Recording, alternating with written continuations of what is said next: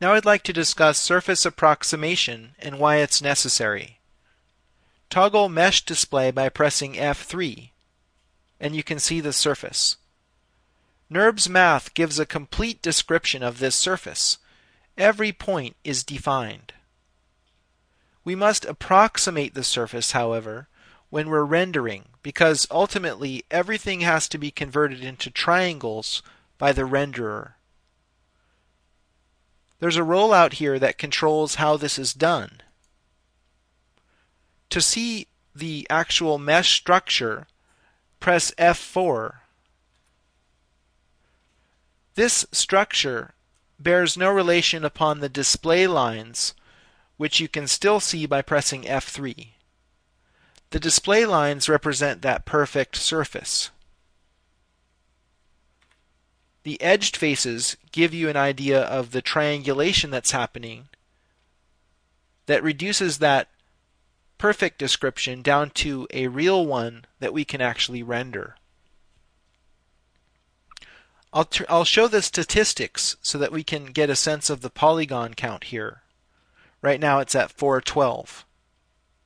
I can quickly change that tessellation by using one of these preset buttons. I'll go to low, and the polygon count dropped.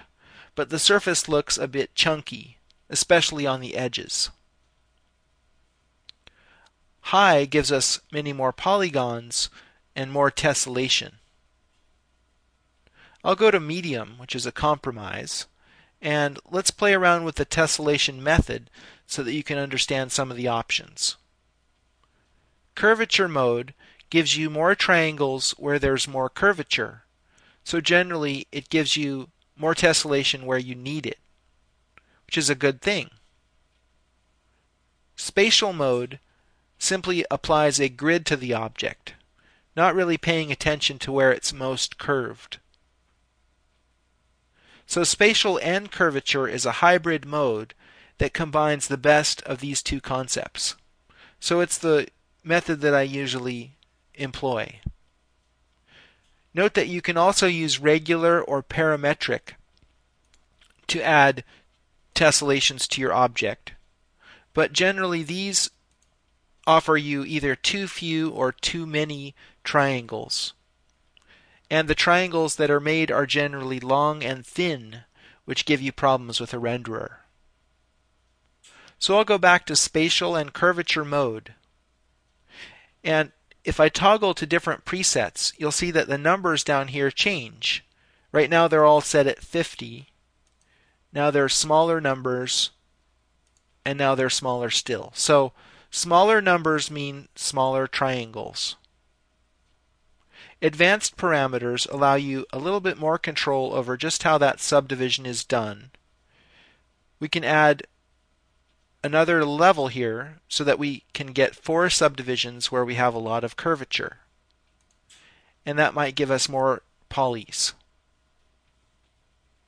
Another way to do it is to use the delaunay subdivision style, and that will give you a more organic look, which can be appropriate for some kinds of models.